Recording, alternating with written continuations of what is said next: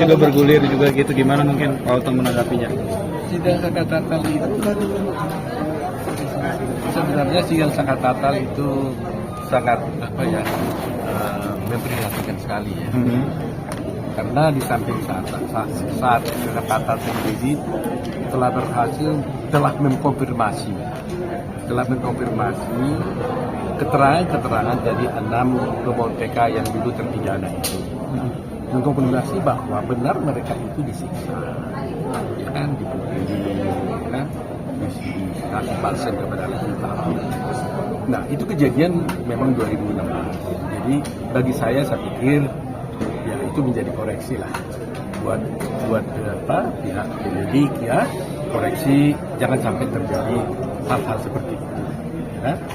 Dan seperti saya katakan bahwa dengan adanya bukti-bukti adanya penyiksaan, tidaklah bisa dipertahankan berita acara itu yang ditandatangani oleh mereka itu sebagai berita acara yang sebenarnya, karena menurut hukum pun bahwa keterangan-keterangan yang dijadikan keterangan itu adalah keterangan yang disampaikan di muka sidang pengadilan. Tetapi yang saya ingin tekankan berkali-kali ya, bahwa sebenarnya kalau kita mau konsisten bahwa ternyata kan semua terpidana ini kan tidak pernah didampingi pengacara ketika diperiksa di polisi. Menurut hukum, seseorang yang diperiksa di penyidikan di polisi, ya, tanpa ditawarkan pengacara, tanpa didampingi pengacara, itu adalah batal itu berita acaranya dan dia harus dibebaskan. Apalagi terhadap atau tersangka yang diancam hukuman 5 tahun atau lebih, akan 15 tahun, maka berita acara itu harus batal dan dia harus dibebaskan. Ya, karena dulu ceritanya itu kan begini. Di Amerika ada namanya Miranda Rules. Miranda Rules itu adalah seorang bernama Miranda berperkara dengan negara Arizona. Dia merasa ditangkap, tapi dia ditangkap dan diadili, padahal ketika itu dia tidak ditawarkan bahwa dia punya hak untuk didampingi pengacara. Nah, ini sekarang hal itu telah diadopsi oleh KUHP kita, Miranda Rules ini. Jadi kalau dilihat di TV kan ada di film-film kriminal, kalau ditangkap orang dia tanya, saya tangkap kamu boleh diam, ya, karena kalau setiap keterangan yang kamu kasih adalah bisa memberatkan kamu, gitu.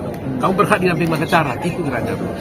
Dan di KUHP kita juga seperti itu, pasal 114 KUHP menjelaskan bahwa setiap polisi penyidikan harus menawarkan advokat kepada tersangka. Itu ceritanya. Jadi saya pikir berdasarkan ini saja, menurut saya kalau Mahkamah Agung konsisten, maka mereka itu harus dibebaskan. Itu poin utamanya, nggak usah lain-lain dulu.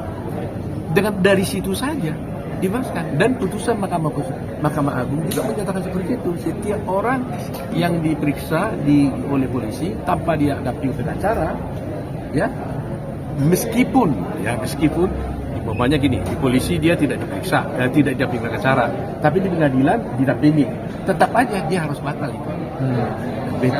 Cara hukum itu perlu disampaikan kepada masyarakat supaya tahu kalau dia diperiksa besok dia berhak punya pengacara, dan polisi wajib menawarkan itu kepada seorang.